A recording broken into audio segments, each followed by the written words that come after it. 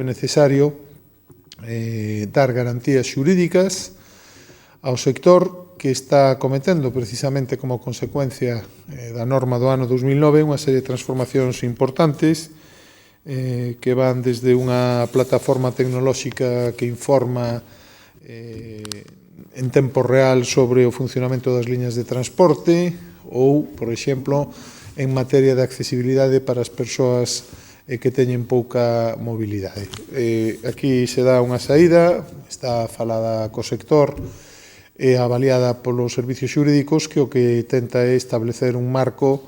que garanta a elaboración dun plan para sacar a concurso de acordo coa normativa comunitaria as liñas, pero ao mesmo tempo se garanta que estas decisións que se adoptaron e que están levando aos operadores a facer investimentos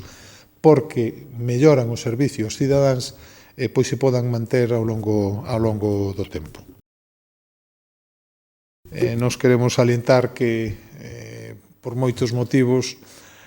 pois non compartimos nin as contas da vella que votan desde o Bloque con relación ao sistema de financiamento autonómico do cupo,